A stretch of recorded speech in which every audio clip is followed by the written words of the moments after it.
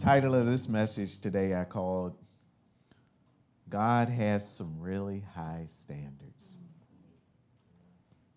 He has some really high standards. Over in the book of Matthew. Matthew chapter 5.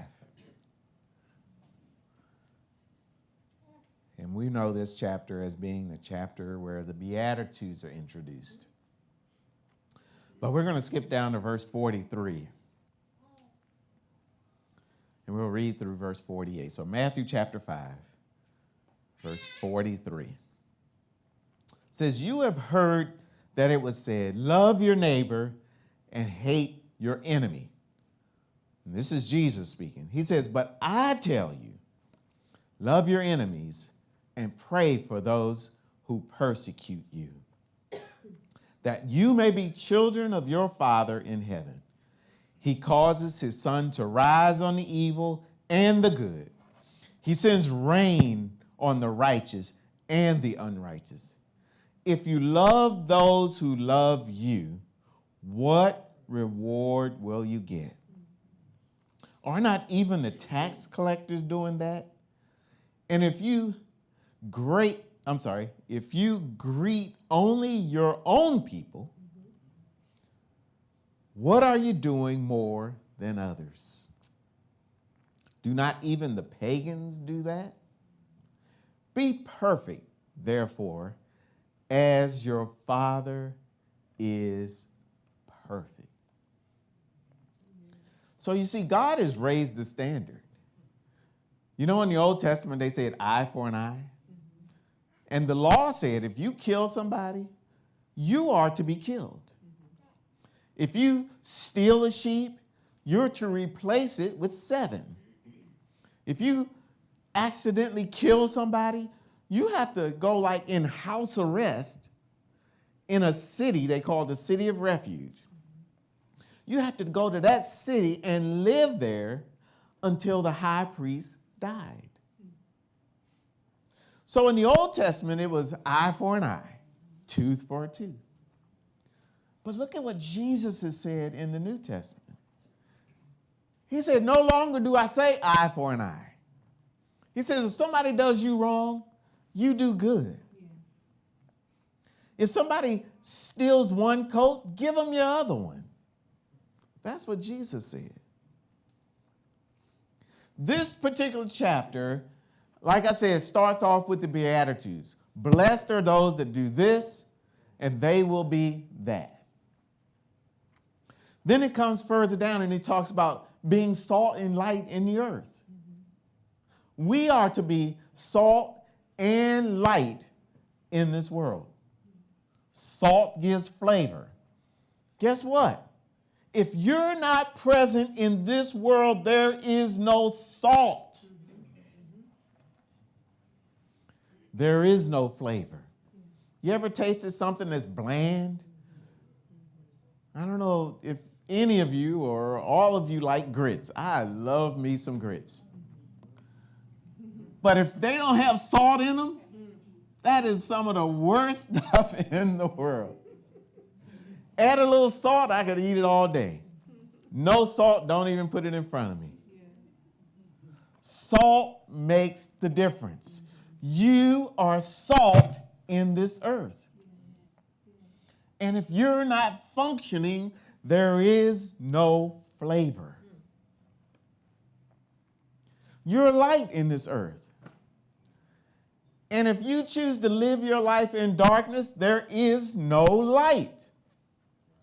You say, well, Jesus can do anything. Yes, he can. But guess what? He's in heaven. And what did he say when he left? You be the light. So if you're not being the light, there is no light. There's work to be done. God has set a high standard for us as Christians. It goes on to say, don't murder. And he says, not only don't murder, but don't even talk about hating anybody, because that's just like murder. So again, he raises the standard. He talks about adultery. He talks about making oaths, raising the standard. Eye for an eye. And finally, he comes to this point where he says, love your enemies. At one point, it talked about how that you used to be able to just hate people and really not like them. But he says, love them now and no longer hate your enemy. It says, love your neighbor, hate your enemy. That was the Old Testament. Now he says, love everybody. And the ones that you want to hate, pray for them. He's saying no longer do we have a right to hate anybody. Doesn't matter what they do. Doesn't matter what they say. You no longer have right to hate anybody. And then the very last thing he says is be perfect. So he lists all these different things, Old Testament way of living, New Testament way of living. New Testament way of living means you got to be perfect. He doesn't give room to make mistakes. He didn't say, hate your enemy sometimes. He's saying, no more. Be perfect at it. You say, well, how can I be perfect? Well, perfection is not that far away. If you come to church every Sunday, you're perfect at it. If you go to school every day, you get perfect attendance. Perfection is not that far away. It's just a maturing. It's a matter of what you want to do. You can be perfect at things. You can't be perfect at everything, but you can be perfect. And what we list in the Beatitudes in this particular chapter is not everything in the world. But he does say be perfect at these things, and we can do it. God expects us to perform a job and do it with perfection. That's what he expects. When he says be salt, he doesn't mean be salt on Sundays.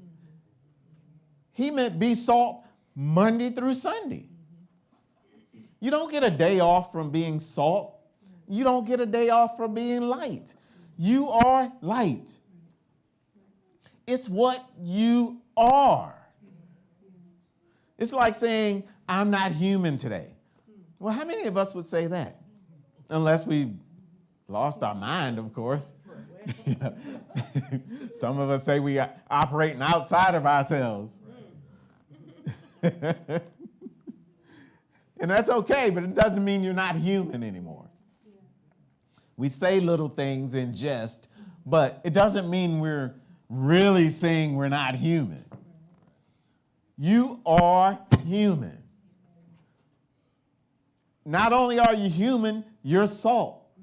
You're light. Be what God says be. Be perfect. Raise the standard. Raise the bar. John the Baptist, he had a job. We have a job to do. What's your job? John the Baptist had a job. What was his job calling him to do? He said, I'm here to make paths that are straight so that the Lord can come. That was John the Baptist's job.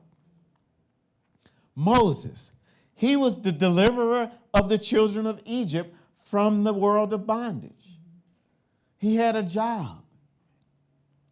David, his job was to reflect God's way of ruling the people. He was the king. Solomon, he was to show how God's people should handle wisdom and riches and wealth. Abraham, his job was to show that God keeps his promises against all odds. That was his job. What about the 3 Hebrew boys? What were their jobs? Their job was to declare that God is with you even if you're thrown into the fire. Doesn't matter what your situation. God is with you. We get so caught up and so wound up in our day that we forget that God is with us. What about Paul? His job was to show that God tests us, he tries us, so that the world can hear and see that God still saves. What if Paul would have been put in prison and he's like, well, I'm so discouraged now and God can't use me. I'll just live my days in prison. What if he'd have done that?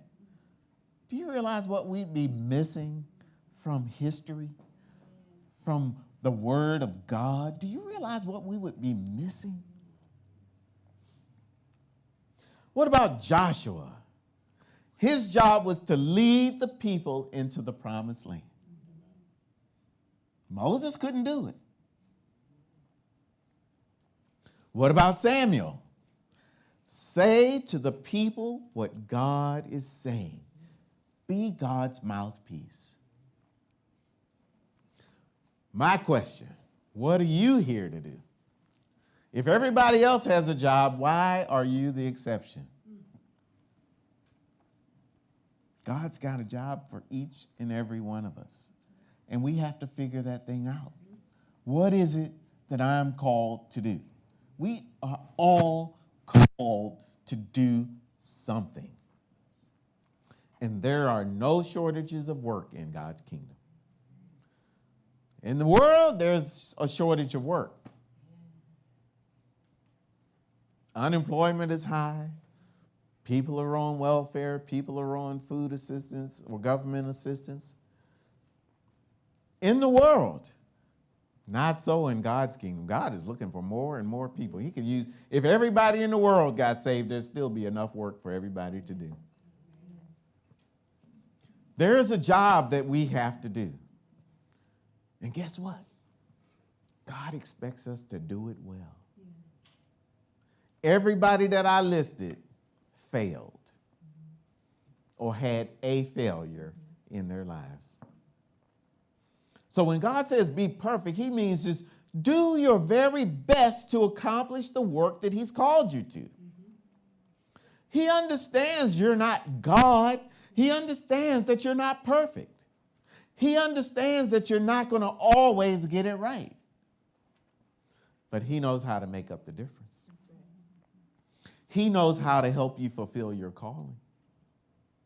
So you have to ask yourself, why am I here? Why am I born in this day, in this time, for this era, for this season? Why am I even sitting right here? You have to ask yourself. You have to discover what it is God wants for you. Do you know what that assignment is? Had you even thought about it? How much energy have you given to even figuring it out? And then you have to say, well, am I doing my best with whatever that is that God has called me to do? Am I doing my best? Then you have to ask, am I perfect at it? Because we could be perfect at the work that God calls us to. We really can, if we desire it. You know, sometimes we get a little overwhelmed and you kind of put things on the shelf. You're like, okay, well, this week I'll put church on the shelf because it's just not going to be good. Or this week I'm going to play hooky from work or play hooky from school. I need a break. And it's okay to need a break. I get it. We all need a break. We all need a vacation, but there's a difference between taking a break and being absent. If you wouldn't do that on your job, if you wanted a day off, you would call and talk to your manager and say, well, I need a day off. I'm not feeling well today, or I just need a day of rest. But with church and with things surrounding God, we like, well, God knows. That's the best I can do. And so God is left wanting because we don't feel like we should be accountable for God's work. God expects perfection on his job just as well as we do on our natural job. You think about it, the work that we do for the man, that work is going to end. Either you're going to end or it's going to end. One of the two will definitely happen. But the work that we do for God's kingdom is forever. And I think we take that for granted. So as we mature and as we get better in our lives and as we do more, let's balance that thing out and start shifting to where we say, well, God, you know, the work that I do, and this is what I tell people at work. I say, well, I do this work because I have to pay bills. I got a job that's a higher calling than this work. So this is what I do to just sustain the natural life. But the work that I do is for God's kingdom. That's the work that really matters. So at work, I evangelize, I talk to people, I recruit as best I can, because God's work supersedes the natural. And we've got to give ourselves to it. So let's put the natural thing on the shelf for a minute, if I could use those words, and say, God, let me take your work off the shelf and do that. And in the midst of all of that, I'll trust you to help me get the natural work done. But I think we got it twisted sometimes. We think, okay, God, I'll do my natural work, and then at some point I'll catch up with the spiritual. Well, that's not good. That's what Solomon did. And that's why he ended up in the predicament that he was in, because he took God's wisdom and put it on the shelf. He's like, God, I'm smarter than you think. And so let me marry 1,000 wives. When God said, don't. He said, marry one and be content with that. But he's like, I'm so smart, I can handle 1,000 wives. And what did they do? They corrupted him. He took God's riches and started doing all kinds of stuff. That's what worldly wisdom will do for you.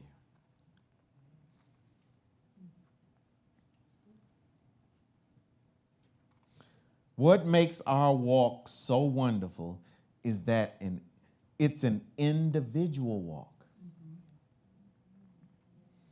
God's got his hand on you.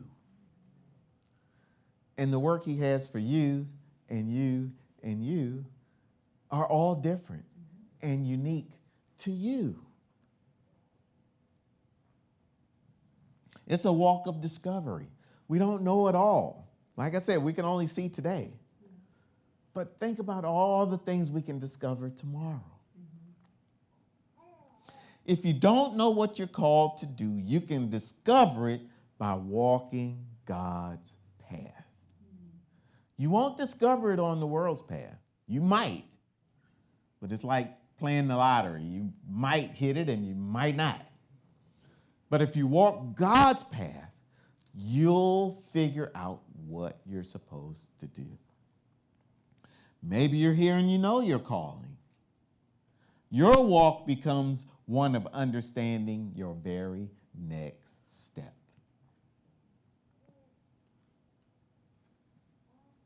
You can't assume anything. God is always at work around you.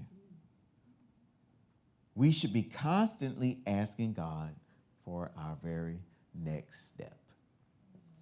What's the next step? What do I do next? Do I go home and take a nap, or do I go home and study?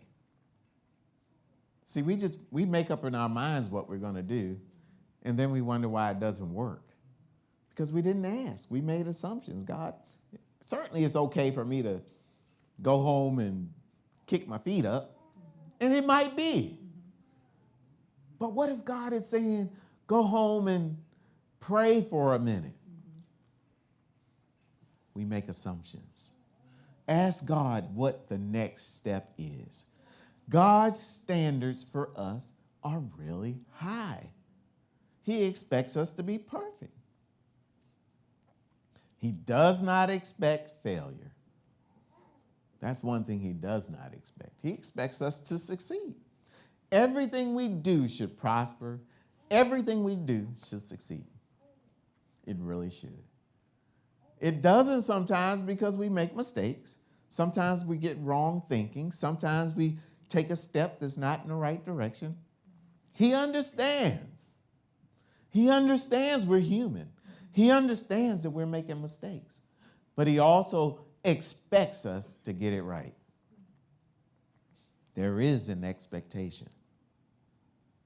We sabotage ourselves by doing things that contribute to our own demise.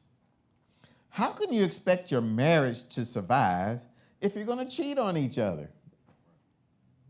You know, some people have these open marriages. How do you expect the marriage to survive when you do stuff like this? It won't. I don't understand, but we do. How can you expect to keep a job when you curse your manager out? It's like you think that this job is guaranteed and you can't be removed and you're not replaceable, and all of a sudden you realize, why am I in the unemployment line? You can't do whatever you want to do.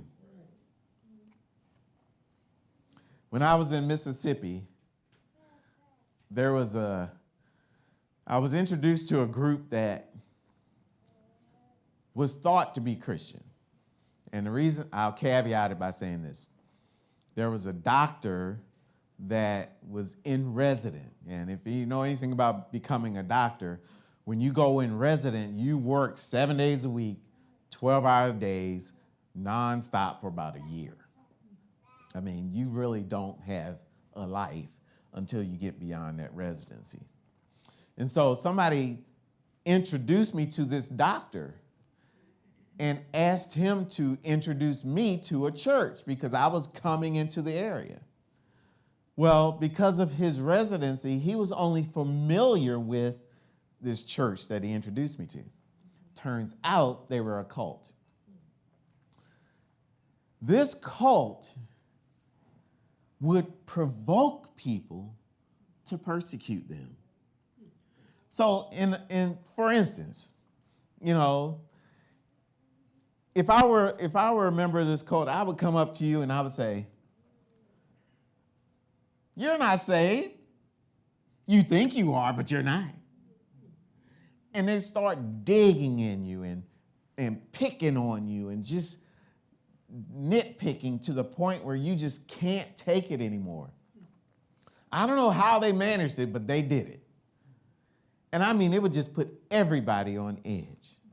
And so I think about this one time when I was meeting a friend. He was backsliding. And I went to his dorm to just kind of meet with him and just kind of talk to him and just try to see if there was any potential of him just repenting and getting back good with God. And so we're sitting in this open area where there was just chairs, and all of a sudden, one of the cult members come in. And he did what he always does. Only this time, he didn't realize he was picking on somebody that was ready to go to bat with him. You know, this guy's name was Vincent. Vincent was probably my size, but he was just the type that would fight at the drop of a pin, you know? If you looked at him wrong, he's ready to fight you. So this cult comes in, and they start picking, doing that thing. And before I know, Vince just jumps up, and he's charging this guy. I'm like, oh my goodness. So thank God I was there to help, because I managed to get in the middle of Vincent. I don't know what it was. Vincent had a respect for me that was just amazing. This guy would not raise up with me at all. I mean, he was like putty in my hands. And so I was able to grab him, and he just kind of settled down. And I began to minister to Vincent. I'm like, Vincent, this is exactly what they want you to do. They want you to fight with them so they can run back to their cult leader and say, look, I was persecuted for the Lord. That's exactly what they would do. Why do I say all of this? God has a standard. And God's standard is high. But it's not to be abused. And it's not to be misused. You don't have a right to take what you feel and run out into the street and preach it. And that's what they did. They thought they were doing the work for the Lord, but they were misguided because they were doing their own thing. So they took a great thing, which is God's word, and twisted it to make it poison for the world. That's what we do when we go our own way. We twist it, and it becomes poison. So instead of being salt, now it's whatever the opposite of salt is. Instead of it being light, it's darkness. We don't have a right to do our own thing with God's stuff. God's standards are high and lifted up, and we have to go where his standards are, not take it upon ourselves to do what we want with the work that God has for us. I will say that group was dissolved, thank God. And that's a whole nother story as to how they got dissolved, but they were eventually dissolved. So I'll say this as I conclude. It's important that we don't do things that cause our own demise. If any of you were Christians back in the 80s, you know that towards the 90s, a lot of ministers began to fall. Why is that? Why? See, as Christians, we understand that we're powerful. And we understand that with God, we really are invincible. But when you get to the point where you think you're invincible without God, you fall. And the higher you are, the harder you fall. So that's why you see big name ministers that were packing out stadiums. Now you hardly even know how to find them. Why? Preaching God's word on Sunday and living a whole nother life on Monday. What's your testimony? You think you can do whatever and nobody will ever know? I don't think so. Eventually it catches up. So it's in our best interest to just stop practicing individualism. Because this is not an individual thing. It's a group thing. And we live as an organism to one body. We are to be perfect. Live perfect. Go throughout your week living like you live right here in service. Life is full of tests. We get plenty of tests already, so don't do crazy things that add additional tests to the program. You think about it. We all take classes in school, maybe different classes, but we all have a program that we need to get through school.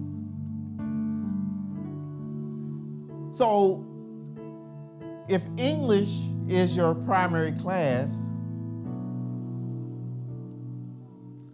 and Greek is not part of your syllabus, why go to the Greek instructor and ask for a test?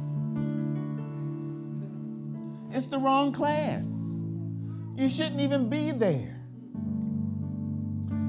That's what happens when you start walking your own road. You end up in a class that you shouldn't be in. And you end up getting tested in a class that you shouldn't be tested in. So why bring on the additional workload? Stay on the proper road. You'll get the tests that you deserve to get and that you will get and should get. But when we deviate, we ended up with a lot of tests that we should never even be tested on.